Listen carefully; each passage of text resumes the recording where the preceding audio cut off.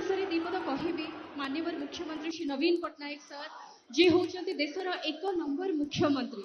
तांको आमे समस्ते भल पाऊ प्रतिटी ओडिया हृदय रे सी राज करूछंती प्रतिटी ओडिया को हृदय रे से स्पंदन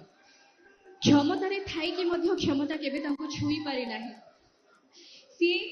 जनसेवार आ मानविकतार प्रतीक राजनीति बहुत ऊर्ध्वे प्रथमे से जड़े श्रेष्ठ मनीष तो एमती जड़े श्रेष्ठ मनीष छत्र छाया तले रही कम कर सुजोग पाई मो बहुत बड़ कथा आई बर्चणावासी जो भल पाइबा पाई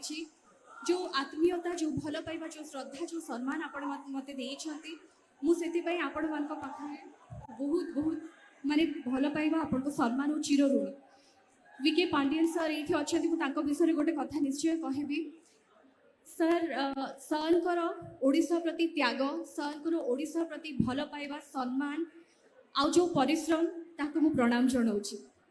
महाप्रभु श्री जगन्नाथ सर को आहुरी शक्ति दिंतु आहुरी से तांको उद्यम रे आहुरी भल काम करंतु ओडिशावासी को उन्नति पाई विकास पाई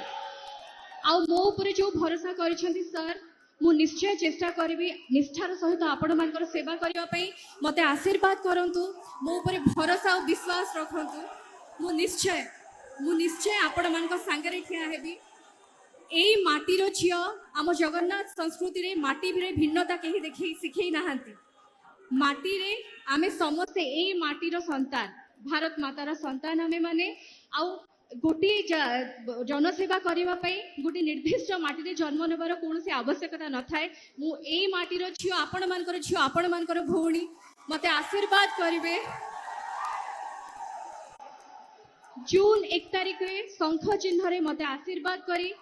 सर्वेष्ठ आपन को आशीर्वाद करी कि आपण मानकर सेवा करिया पे सुजोग देबे आमे निष्ठार सहित आपण मानकर सेवा करिवो बहुत धन्यवाद महाप्रभु आपण मान को भले रखो धन्यवाद।